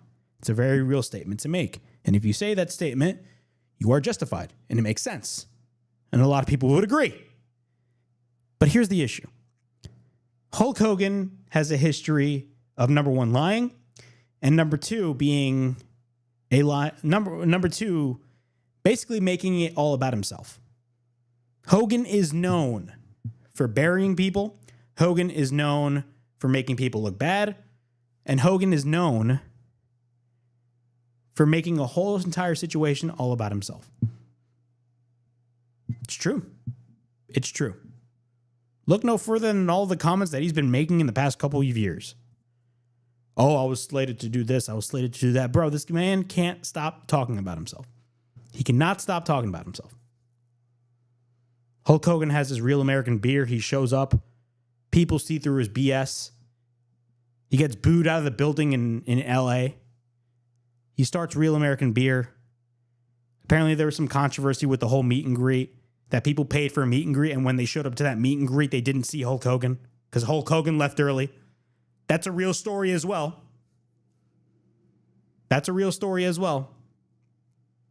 Hulk Hogan is all over the place. 100% Hulk Hogan is all over the place. And the fact that he said this numerous times. He said Shelton Benjamin's name wrong numerous times. Calling him Benjamin Shelton on a consistent basis, to me, just screams he does not know what he does not know what he's talking about. B, it's probably age. I don't know, man. How do you go on TMZ and the Pat McAfee show and make the same error numerous times? Calling him Benjamin Shelton. Are you serious? Shelton Benjamin had every right to be upset. I'd be upset too. But man, Benjamin Shelton. I'm not angry. I'm just saying, it's laughable. It's laughable. Hulk Hogan I've said this before and I'll say it again. Hulk Hogan has become the laughingstock of the entire wrestling industry. He has. Hulk Hogan has become an embarrassment. He has. And I hate to say it, but it's true. It's true. So those are my thoughts on Hulk Hogan. Benjamin Shelton, guys. Oh my God, I love the work that Benjamin Shelton Benjamin Shelton does. Oh, but he won't say John Cena's name wrong. Imagine him calling John Cena Cena John, or Brock Lesnar Brock. Come on, how do you screw that up? How do you screw a simple name as Shelton Benjamin? It's Shelton Benjamin, not Benjamin Shelton. He said this like 3 times. 3 times. Benja who? Elizabeth III on the chat. Benja who? Yeah, Benjamin Shelton. I never heard of a Benjamin Shelton. I heard of a Shelton Benjamin, but I never heard of a Benjamin Shelton. Benjamin Shelton. Benjamin Shelton. All right, moving on to more controversy. because this week was just full of controversy on social media. We're going to be talking about Ricochet and Javon Evans, man. Ricochet and Javon Evans. Now, last week on the show, I talked about Ricochet and how he was basically just trying to make the internet wrestling community mad. And clearly it showed this week. Because Ricochet, who now wrestles for AEW, he formerly wrestled for the WWE for a couple of years. He now wrestles in AEW. And Javon Evans, who wrestles in NXT, went on a Twitter ramble. Now, I'm reading this whole article because they summarized the whole thing on 411 Mania. AEW star Ricochet and WWE NXT superstar Javon Evans got into an argument via social media. It was prompted when a fan asked Ricochet what he thinks about Javon Evans. And Ricochet quote tweeted him by stating, and I quote, "I'd squash him." So a fan asked Ricochet about Javon Evans. And Ricochet replied to that fan by saying that he'd squash Javon Evans. And Javon Evans took offense to this. Javon Evans took offense to this. So what happened was that in a series of deleted tweets, and again, I'm reading this from 411 Mania's website, via Fightful, this is according to Fightful, the original source is Fightful, Evans got into it with Ricochet.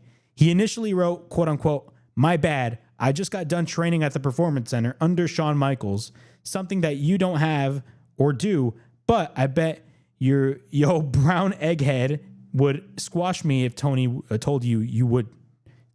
You would squash me if Tony told you you would. Much love, OG, hashtag young OG, hashtag Tupac of this generation." Ricochet then responded, and I quote, "Brother, I was learning from Shawn Michaels when you was like 12, then went on to become a multiple-time champion. Let me know when you win one, little boy. And yes, if Tony asked me, I'd definitely beat yo at Ricochet, at King Ricochet," he later added. "Also, by just simply mentioning my name, this is your most engaged with your post. You're welcome for the exposure, kid." Evans then made a little crack about Ricochet now wrestling in front of, quote-unquote, 20,000 people. Or 2,000 people, I should say, not 20,000, 2,000 people, after signing with AEW. Evans wrote, and I quote, "You learned from HBK, that being Shawn Michaels, when I was 12 and became a multiple-time champion. Now you're wrestling in front of 2,000 people," which, by the way, 2,000 people is not bad, unless it's half empty, which was the case of AEW last year. Now continuing on with the tweet. "Now you're wrestling in front of 2,000 people every week for a crackhead." Javon Evans called Tony Khan a crackhead. Talk about an upgrade. Am I right? Hashtag the young OG. Evans also referenced Ricochet's boss, AEW president and CEO Tony Khan, writing, quote unquote, "Sounds like Mr. Khan isn't giving you enough attention, so you had to come for a successful ass youngin'. You're giving me the most views on my post, and I'm finally helping you get the most attention you've ever had in your career. All love." Ricochet later fired her back, "How many people does a PC hold? Bah ha ha ha, but keep up the energy. Makes you look cool." Evans later deleted his posts, but you can view, of course, 411 Mania actually showed the replies and the snapshots of all the tweets. What are my thoughts on this, man? This was crazy. This was absolutely crazy. Javon Evans and Ricochet, man. Javon Evans, of course, wrestles for NXT and the WWE. Ricochet wrestles for AEW, and there was a whole back and forth going on between the wrestlers, between both of these guys. Number one, a lot of people are saying that Javon Evans cooked Ricochet or Ricochet cooked Javon Evans. I, for one, genuinely believe that Ricochet kind of cooked Javon Evans. I'm not going to lie. And why do I say that? I genuinely believe that Ricochet genuinely cooked Javon Evans. I genuinely believe Ricochet cooked Javon Evans simply because of the fact that Javon Evans fell for the bait and responded. And now, looking back, he deleted those tweets. If you delete your tweets, clearly something is wrong. Now, this could possibly be a case of somebody in NXT telling him to delete those tweets, but who knows? And apparently the story is going, I don't know if this is true or not, but apparently the story that is going around is that now the Performance Center, the PC, they have a lot of the recruits or a lot of the people that are training at the PC taking social media classes. Apparently, that is a real thing. After this whole incident, it caused the entire PC to learn how to, evaluate yourself and how to present yourself on social media. Apparently, it caused that. So you may say Javon Evans cooked Ricochet, and to an extent, yeah, he kind of did cook Ricochet. I'm not going to lie. But again, Ricochet wants you to get a reaction, wants you to react. I said this last week. Why is Ricochet tweeting the way that he is? It's because he wants to show the world what he is capable of. He wants to get a reaction out of people. I've always said this. Ricochet, ever since joining AEW, has done some of the best work of his whole career. And that work has sparked, basically, a lot of that work stems behind the fact that he has now a character behind him. Because a lot of the criticism that Ricochet got when he was in the WWE, and even before that, was the fact that he had no character. Ricochet had no character. Now Ricochet does. He's a heel that just loves talking down upon people. He's a really good heel. And he's very good at what he does. And he utilizes social media to infuse and to really add more depth when it comes to his character. Why do you think Ricochet tweets the way that he does? It's because of the fact that he wants to get a reaction out of people. He wants to get a reaction out of people. And he won when, from that first tweet that Javon Evans tweeted back at Ricochet, Ricochet already won the argument simply because of the fact that Javon Evans replied. No shade against Javon Evans, by the way. He stood on his own. I'm not here to talk down on Javon Evans. Javon Evans talked down, he talked the talk. I ain't gonna lie. And this is not me being biased towards one side or the other. This is just my opinion on the whole situation. Because you got a lot of fans observe other fans because they're saying, "Oh, I've noticed that you've been tweeting pro AEW tweets. Oh, I've noticed that you've been tweeting pro WWE tweets." You want to know a tweet that I got this past week? You want to know what tweet that I got? I have it right here.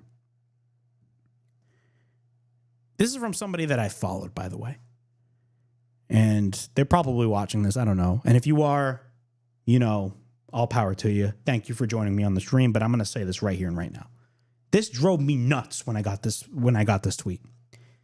I'm not going to name this person, but they tweeted this, and I quote, "I've noticed with a lot of your tweets you have gotten very pro AEW, but Ricochet has taken a lot of shots at WWE, and maybe, just maybe, Evans had enough of him bashing the place that he works." Those last few comments, I could understand him tweeting. But the first tweet that I got was, "I've noticed a lot with your tweets that you have gotten very pro AEW. I've noticed that with a lot of your tweets, you've gotten pro AEW. I'm sorry. Are you observing what I'm tweeting? Are you observing what I'm tweeting? You sound like a school principal right now. What is that? I've seen that you've recently gotten pro AEW. And who cares? Who cares? Who cares? I'm just stating my opinion. Some of these fans don't understand. I'm telling you, wrestling fans are the worst types of fans in the world of any industry. It's ridiculous. They tweet at you, "Oh, I've seen that you've been very pro AEW." And who cares? Who cares? Wrestling's not real, bro. Wrestling's not real. Go watch other content. Go watch The Sopranos. Go watch Suits. You know what I'm saying? I mean, I don't understand these people.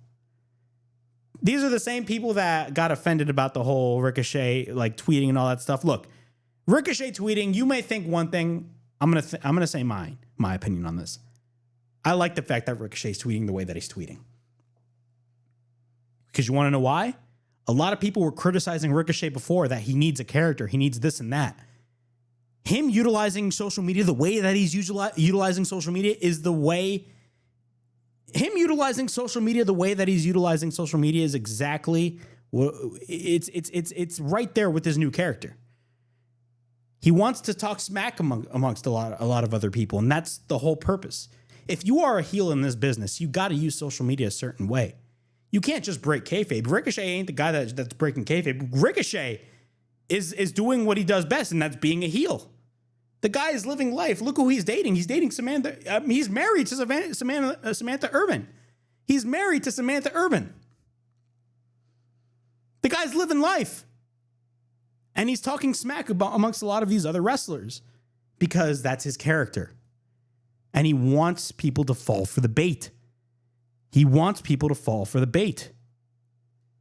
And people don't understand that. They just view Ricochet as, oh, he now wrestles for AEW, so he's now talking bad about WWE. And who cares? Who cares? Who cares? Ricochet is only talking about his experience. That's it. That's it. That's all he's talking about. Who cares? Who cares? Who cares? Like, seriously, who cares? The whole Javon Evans Ricochet situation is so funny. It's hilarious. It's really funny, man. It is so funny. And then you got fans on social media saying that, oh, I've gotten very pro AEW. Bro, I'll criticize AEW when I want to criticize AEW. I'll criticize WWE when I want to criticize WWE. What is up with these tribalistic fans, man? It's one side or the other. Bro, wrestling's not real. What is this? Wrestling fans are like Star Wars fans, man. They're toxic. They're toxic. They're toxic, man. They're crazy. But again, the whole Javon Evans Ricochet situation, it got a good laugh out of me. It was pretty funny. I laughed. Ricochet, again, I thought Javon Evans lost the whole argument once. From the moment Javon Evans responded, Ricochet won the whole argument. Period. Because that's what Ricochet wants. Ricochet wants a reaction. But that's just my opinion. If you disagree with me, that is fine. If you think another way, that is fine. But that's just what I believe. And no, it's not me being pro AEW. It's just whatever. It's from what I'm observing, from what I'm seeing. It's not me being pro AEW. Because trust me, AEW has made some stupid mistakes in the past, and they still do. I will criticize them when I want to criticize them. Same thing with WWE. I've noticed that you become very pro AEW, and who cares? Who cares? These fans are crazy. All right, we're going to be moving on to Double or Nothing. And from what it looks like, this is going to be our last topic before we get out of here. So Double or Nothing is going to be taking place May 25th. And for the first time, Double or Nothing is actually not going to be taking place in Las Vegas. Hallelujah. Hallelujah. I'm tired of Las Vegas. I said this last week on the program, and I believe 2 weeks ago as well. One of the biggest problems with AEW is that they run the same markets every year.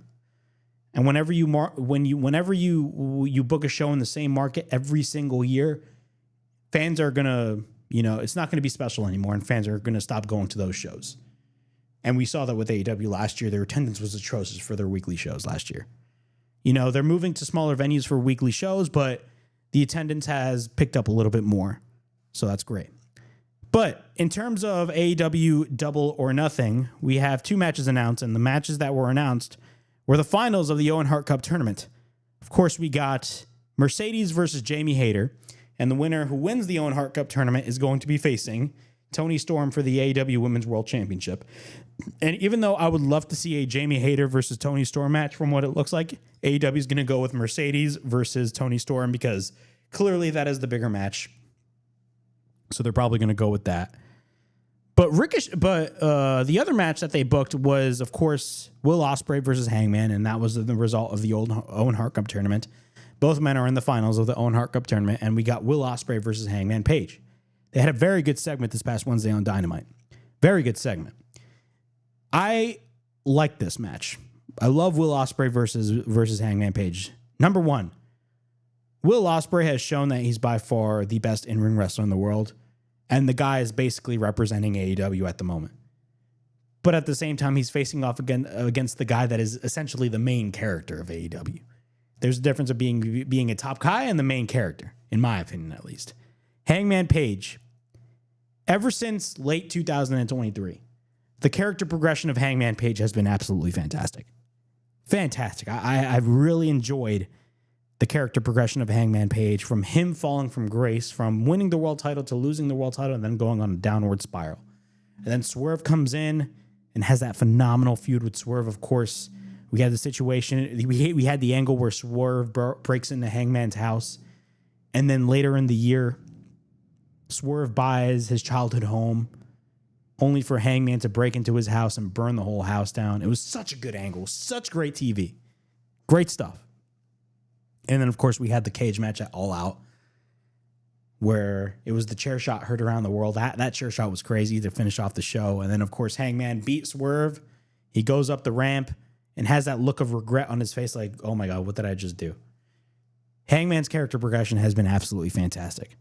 And now he's going to be wrestling Will Ospreay for the finals of the Owen Hart Cup tournament. And of course, whoever wins the Owen Hart Cup tournament is, of course, going to be facing Jon Moxley, who is the current AEW World Champion and is having his reign of terror as AEW World Champion. And of course, the whole Death Rider storyline has been nothing but a failure. But nonetheless, what are my thoughts on this whole match? One of the things that I like about Will Ospreay versus Hangman Page is the fact that the match is unpredictable. Literally anybody could win, and there's no wrong decision when it comes to any of these guys winning. Will Ospreay could easily be the guy that could possibly dethrone Jon Moxley for the AEW Championship. Hangman Page can easily be the guy that can dethrone Jon Moxley for the AEW World Championship. There's no wrong answer in this whole scenario. There really is no wrong answer at all. No wrong answer whatsoever. So who do I think is going to be winning that match? My best bet is I definitely do see Hangman Page getting the win. I 100% see Hangman Page getting the win in that match. And he's going to go face Jon Moxley at All In for the AEW Championship. And he's going to win the AEW World Championship. That's what I see happening. But from what it looks like, those are the only matches that have been announced for Double or Nothing. And honestly, besides that, of course, there's rumors that we're possibly going to be seeing Anarchy in the Arena, which is definitely going to happen. We will definitely be getting Anarchy in the Arena. And aside from that, there's nothing really anything else that has been announced for the card. So am I excited for Double or Nothing? Not really, but I think the show is going to be good. But yeah, those are my thoughts on Double or Nothing. But yeah, that was the WrestleHavoc podcast from May 11th, 2025. We definitely talked about a lot of things right here on the show, man. We talked about, of course, Sabu, who unfortunately passed away. Again, thoughts and prayers to his family. We talked about Backlash. We talked about Ricochet. We talked about Hulk Hogan. We talked about Alberto Del Rio. We talked about a lot of stuff right here on today's show. But overall, man, I thought today's show was a great show, and we're going to be continuing to give you guys the best wrestling talk anywhere, in any place. So yeah, that was the WrestleHavoc podcast from, again, May 11th, 2025. Be on the lookout for the WrestleHavoc podcast. It is every Sunday night, not only on the WrestleHavoc channel, but also on the World News Network, the Worldwide News Network, WNN, on their Facebook page, and their, of course, YouTube page as well. So be on the lookout for all of that. Be on the lookout for the WrestleHavoc podcast every Sunday night. And also be on the lookout for more content right here on the WrestleHavoc channel. But as always, of course, please like, subscribe, comment down below, push that bell for notifications. I'm on the lookout for more videos right here on the WrestleHavoc channel, in which we discuss everything in and outside of the Squared Circle. Make sure to like and subscribe for more content. And as the freaking referee would say, ring, ring, ring that damn bell for more notifications. And as always, it is yours truly, Flamin' Ricky DeRays, signing out. I'll see you guys all in the next video. Peace.